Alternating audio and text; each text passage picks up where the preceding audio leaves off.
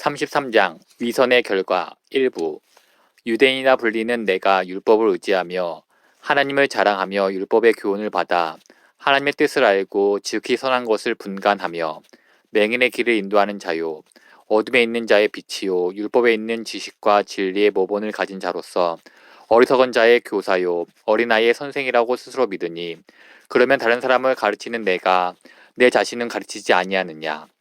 도둑질하지 말라 선포하는 내가 도둑질하느냐. 간음하지 말라 말하는 내가 간음하느냐. 우상을 가증히 여기는 내가 신전 물건을 도둑질하느냐. 율법을 자랑하는 내가 율법을 범함으로 하나님을 욕되게 하느냐.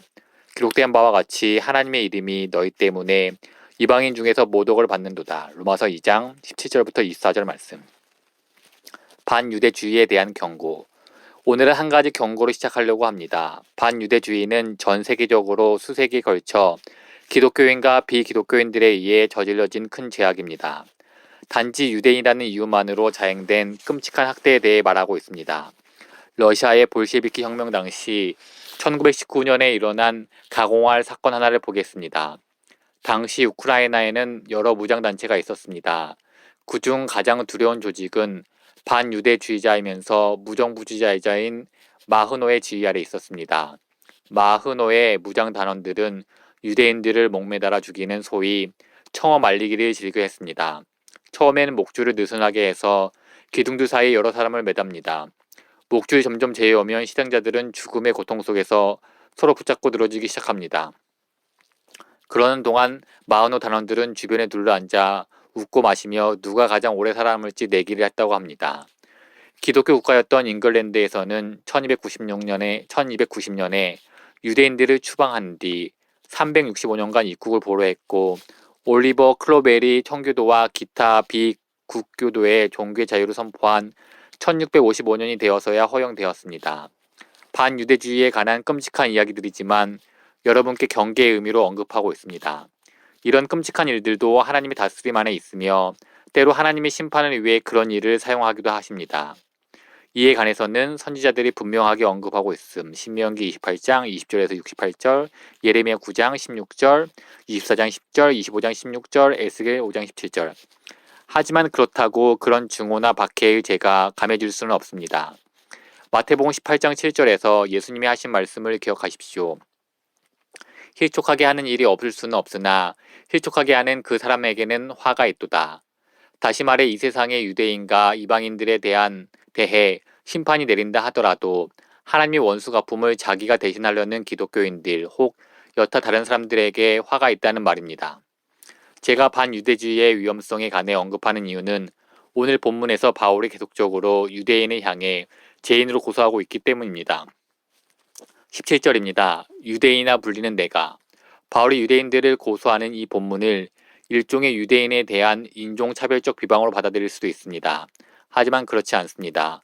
바울 자신이 유대인이었고 모든 사도들이 유대인이었으며 예수님도 유대인이었습니다. 그리고 로마서 9장 3절에 보면 바울은 믿지 않는 유대인 동족을 위해 대신 저주를 받을 각오가 되어 있습니다. 로마서 10장 1절에서는 이렇게 말합니다. 형제들아, 내 마음에 원하는 바와 하나님께 구하는 바는 이스라엘을 위함이니 곧 그들로 구원을 받게 함이라. 바울은 예수님을 믿지 않는 유대인 동족을 사랑했으며 이들의 구원을 위해 기꺼이 자신의 목숨을 몇 번이나 내어놓기도 했습니다. 유대인이든 이방인이든 복음이 필요함. 이 구절들의 핵심은 인종적 비방이 아니라 이방인 전체와 마찬가지로 유대인 역시 우리와 같은 죄인이며 복음이 필요하다는 사실을 지적하는 데 있습니다. 비록 그들이 율법 안에서 매우 많은 은택을 누리고 있음에도 불구하고 말입니다. 로마서에서 바울의 진술은 어떻게 흘러가고 있는지 기억하십시오. 바울은 로마서 1장 16에서 17절의 위대한 복음을 언급하는 것으로 시작합니다. 이 복음은 모든 믿는 자에게 구원을 주시는 하나님의 능력이 됨이라. 먼저는 유대인에게요 그리고 헬라인에게로다. 복음에는 하나님의 의가 나타나서 믿음으로 믿음에 이르게 하나니 다시 말해 하나님은 우리에게 의를 요구하시지만 우리에게는 의가 없고 부패한 상태에서는 의를 만들어낼 수도 없으므로 하나님이 그리스도에 대한 믿음을 통해 우리에게 의를 허락하십니다. 그리고 나서 로마서 1장 18절에서 바울은 복음이 왜 유대인과 이방인 모두에게 그토록 절박하게 필요한지 설명하기 시작합니다. 먼저 로마서 1장 19절에서 32절에서 바울은 도덕적으로 타락한 이방인 세계를 다룹니다. 그런 다음 보다 높은 잣대를 가지고 있는 보다 도덕적인 사람들을 향해서도 그들 역시 죄인이라고 지적합니다. 고대 이교도 세계에서 누구보다 높은 기준을 가지고 살았던 사람들이 바로 유대인입니다. 따라서 바울은 그런 유대인들마저도 구원을 받으려면 그리스도의 복음이 필요하다는 사실을 제시해야 합니다. 바울은 로마서 3장 6절에서 분명하게 짚습니다. 그러면 어떠하냐? 우리 유대인은 나으냐? 결코 아니라. 유대인이나 헬라인이나 다 제 아래에 있다고 우리가 이미 선언하였느니라. 그러므로 여기서의 핵심은 유대인을 유독 흠이 있는 죄인으로 지목하려는 것이 아닙니다. 그들이 높은 도덕적 기준, 심지어 하나님의 법을 가지고 있다 해도 그리스도의 복음을 듣고 믿어야 할 필요성에서 예외가 될 수 없다는 점을 말하고 있습니다. 유대인도 이 세계의 다른 사람들과 마찬가지로 죄의 권세 아래에 있습니다. 바울에게는 유대인뿐 아니라 우리 모두가 죄인이고 오직 그리스도의 복음을 통한 구원이 절실하게 필요하다는 사실을 보여주는 것이 목적입니다. 이것은 유대인과 이방인을 향한 사랑의 행위입니다.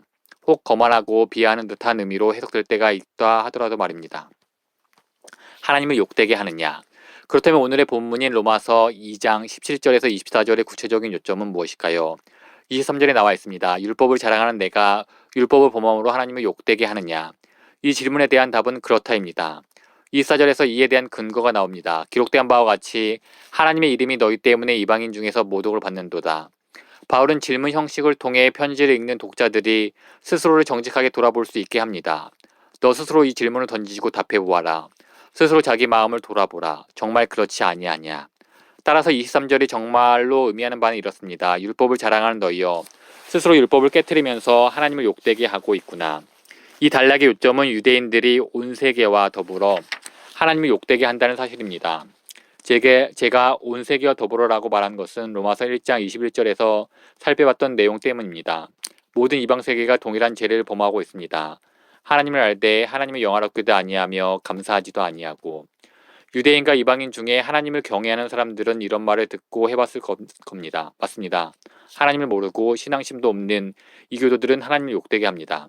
하지만 바울은 2장 1절 이후로 줄곧 지금 힘겹게 이 말을 하고 있습니다. 높은 도덕적 잣대를 가진 사람들, 심지어 유대인도 더 나을 것이 없는 것은 그들도 하나님을 욕되게 하기 때문입니다.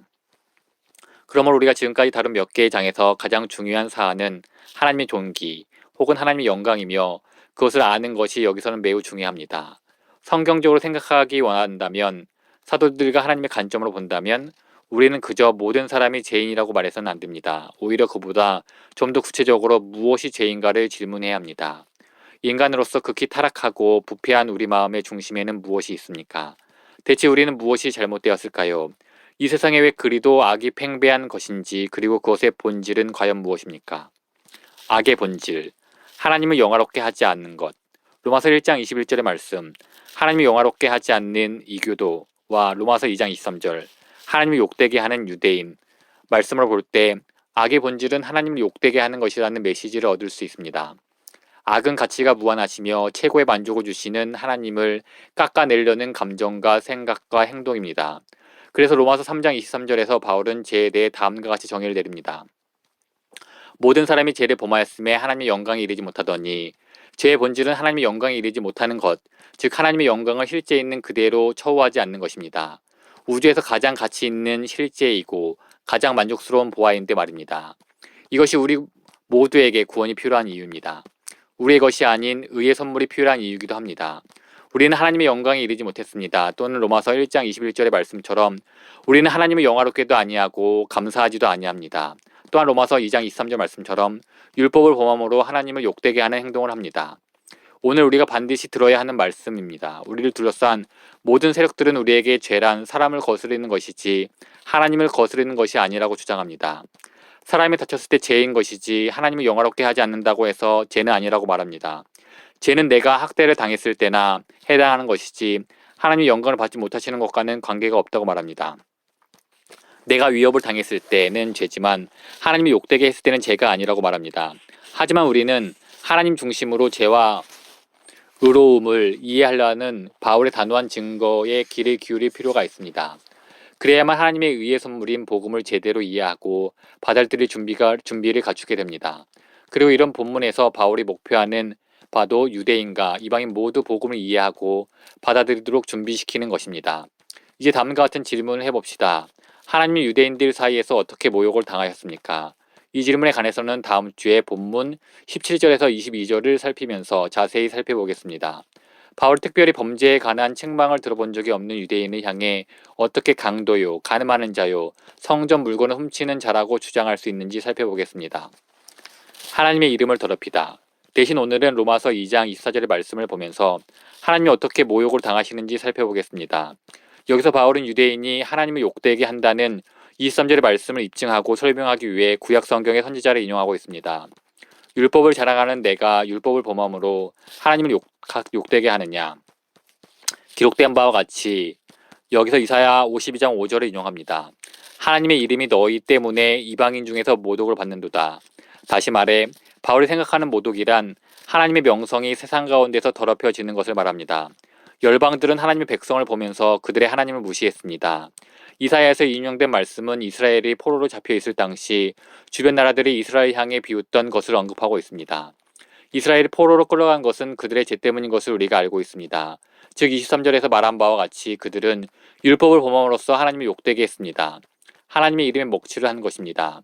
하나님이 이스라엘을 선택하신 이유와 완전히 반대의 상황이었습니다. 내 이름으로 불려지는 모든 자, 곧 내가 내 영광을 위하여 창조한 자를 오게 하라. 그를 내가 지었고 그를 내가 만들었느니라. 그들은 하나님의 영광을 위해 창조되었고 선택받았습니다. 가치 있고 존귀하고 아름답고 위대하고 신실하시며 모든 것 위에 뛰어나신 하나님을 드러내기 위해서였습니다. 하지만 도리어 그들은 하나님을 무가치하고 대신 세상이 더 가치 있는 것인 양 살았습니다. 그래서 하나님은 이들을 원수의 손에 넘기셨습니다. 그 결과 하나님은 조롱을 당하고 하나님의 명성은 무시를 당했습니다. 이 모든 이야기에서 말하려는 요점은 재단 하나님의 영광에 이르지 못하는 것이고 이방인뿐 아니라 유대인 역시 죄의 권세 아래 있다는 것입니다. 유대인과 이방인 모두 우리 모두가 하나님을 욕되게 합니다. 그것이 인간이 처한 현실입니다. 이것이 우리가 지고 있는 위험이자 빚입니다. 그것이 우리의 저주이며 재책이며 속박입니다. 우리는 하나님의 영광을 사랑하지 않습니다. 도리어 로마서 1장 23절에서 말하는 대로 썩어지지 아니하는 하나님의 영광을 우상으로 바꾸었습니다. 기쁜 소식. 복음은 하나님이 이러한 처지에 있는 세상을 제대로 돌려놓기 위해 그분의 아들 예수님을 보내셨다는 기쁜 소식입니다. 세상을 제대로 돌려놓기 위한 예수님의 사역은 다음 세 가지 방식으로 이루어집니다. 1. 예수님은 하나님의 영광의 가치를 되돌려놓기 위해 이 땅에 오셨습니다. 그 일을 위해 전심으로 다해 사실 뿐 아니라 또한 아무리 큰 희생이라도 하나님의 영광을 위해서라면 충분히 가치가 있음을 보이시려고 죽으셨습니다. 예수님은 하나님의 영광을 욕되게 하는 모든 것에 임한 하나님의 진노에서 우리를 구해내기 위해 오셨습니다. 우리를 대신해 죽으시고 우리 힘으로 얻을 수 없는 그 의가 되심으로 그 일을 행하셨습니다. 우리는 그리스도를 신뢰함으로써 그분과 연합할 때 그 의를 얻습니다. 예수님은 우리를 세상 어떤 것보다 하나님의 영광을 귀하게 여기는 사람, 영광의 가치를 드러내기 위해 살아가는 사람으로 변화시키기 위해 오셨습니다. 그 예로 로마서 15장 8절에서 9절을 살펴보겠습니다. 왜 그리스도가 오셨습니까? 왜 복음이 있는 것일까요? 왜 하필 로마서 말씀일까요? 왜 베들레헴 교회일까요? 왜 우리의 영혼이 구원받아야 할까요? 여기 바울의 답변이 있습니다. 온 세상과 우리 삶에서 하나님이 욕되게 하는, 하나님께 영광을 돌리지 못하는 문제에 관해 직접적으로 답변합니다. 내가 말하노니 그리스도께서 하나님의 진실하심을 위하여 할례, 유대인의 추종자가 되셨으니 이는 조상들에게서 주신 약속들을 견고하게 하시고 이방인들도 그 긍휼하심으로 말미암아 하나님께 영광을 돌리게 하려 하심이라. 그래서 바울은 그리스도가 유대인과 관련해 이 땅에 오신 목적 및 이방인과 관련해 이 땅에 오신 목적을 언급하고 있습니다. 유대인을 위해서는 하나님의 미쁘심을 확증하기 위해 오셨습니다. 그분의 신실하심을 확고히 하려는 이유입니다. 다시 말해 하나님의 영광과 온전하심을 확정하고 회복하기 위해서입니다. 그리고 이방인을 위해서는 9절에서 말한 대로 하나님의 긍휼하심을 인해 하나님께 영광 돌리게 하기 위해 오셨습니다. 달리 표현하면 유대인과 이방인을 위해 하나님의 존귀함, 하나님의 영광을 다시 세우고자 그리스도가 오셨습니다. 즉 로마서 1장 19절부터 3장 20절에서 언급하는 무너진 부분을 보수하기 위함입니다. 모든 사람이 죄를 범하다. 이것이 오늘 우리의 현실입니다. 지금 이곳에 있는 사람들 중에 마땅히 해야 할 만큼 하나님의 영광을 사랑하는 사람은 없습니다. 우리는 모두 하나님의 영광에 이르지 못했기 때문입니다. 우리는 하나님을 욕되게 했습니다. 하나님의 영광을 우상으로 맞바꾸었습니다. 마땅히 그래야 하는데도 우리는 그분을 귀중히 여기지도 않고 보화로 여기지도 않으며 자랑하지도 사랑하지도 않았습니다. 그래서 우리는 모두 하나님의 영광에 이르지 못했습니다. 모두 죄의 권세 아래 있습니다. 그래서 모두 하나님 앞에서 유죄입니다. 우리의 유일한 소망은 이 모든 상황을 바꾸기 위해 그리스도가 오셨다는 것입니다. 그분은 우리가 하찮게 만들어버린 하나님을 다시 원래의 자리로 돌려놓기 위해 오셨습니다. 우리 힘으로는 결코 구할 수 없는 의로 우리를 옷 입히기 위해 오셨습니다. 하나님의 영광과 존귀를 그 어느 것보다 기뻐할 줄 아는 사람으로 우리를 변화시키기 위해 오셨습니다. 그러므로 저는 다음과 같은 기도로 마무리하고 있습니다.